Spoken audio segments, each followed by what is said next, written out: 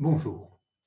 Au lendemain de la croix, en réalité, ce qui va véritablement lever l'ambiguïté du sépulcre vide et provoquer d'ailleurs le cri enthousiaste des apôtres, l'exclamation de foi des apôtres, il est vraiment ressuscité, comme nous le trouvons en Luc 24, 34, ce sont les récits d'apparition. Alors, le terme apparition est parfois un petit peu négativement connoté. Les rencontres des disciples, l'expérience de la rencontre des disciples avec le Seigneur vivant. Alors, malgré un certain nombre de divergences qui sont de toute façon impossibles à harmoniser sur les lieux, sur les circonstances, les différentes traditions qui relatent ces apparitions post-pascales concordent sur un point, et le point c'est le suivant: après sa mort, Jésus s'est fait voir à certains disciples, il s'est montré vivant et il a été annoncé comme ressuscité des morts. Voilà, ça c'est le point fondamental, qu'il y a donc une rencontre et Jésus s'est montré vivant à ses disciples. Alors, il est vrai que contrairement aux apocryphes qui remplissent toutes les obscurités des textes bibliques, la résurrection n'est jamais rapportée directement, décrite de manière comme un fait observable, et de fait, aucun témoin néo-testamentaire ne prétend avoir observé lui-même la résurrection. Elle se comprend comme en creux, comme négativement par l'absence du corps, par voilà, tous ces événements qui vont se produire et par la rencontre avec le ressuscité.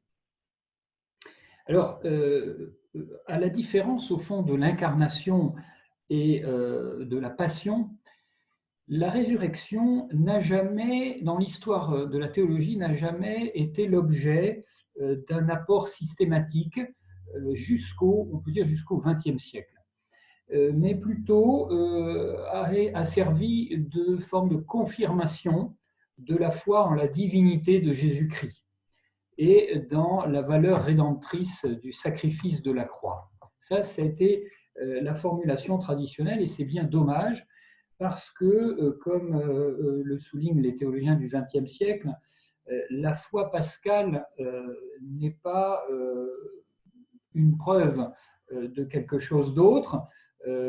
Pâques n'est pas un fait qu'on puisse alléguer comme preuve de la foi, mais Pâques est lui-même objet de la foi.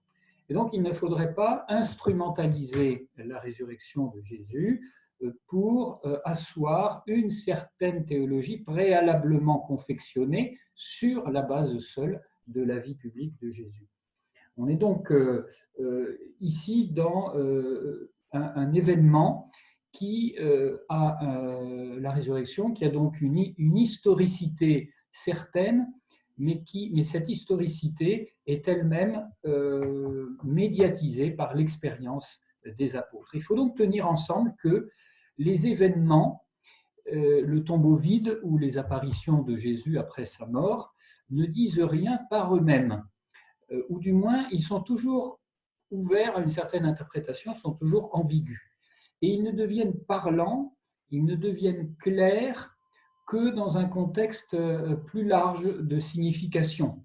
Et ce contexte, c'est le contexte de l'attente messianique, c'est le contexte de l'espérance en un accomplissement de toute chose.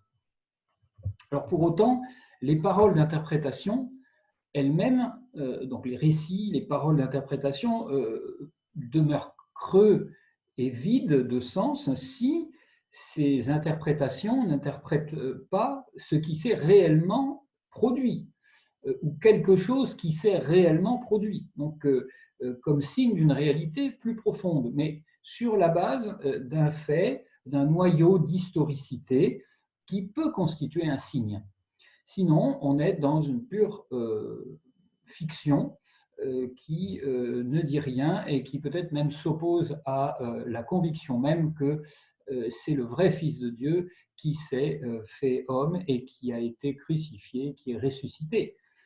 Je terminerai cette petite introduction par cette citation de Dei Verbum au numéro 2.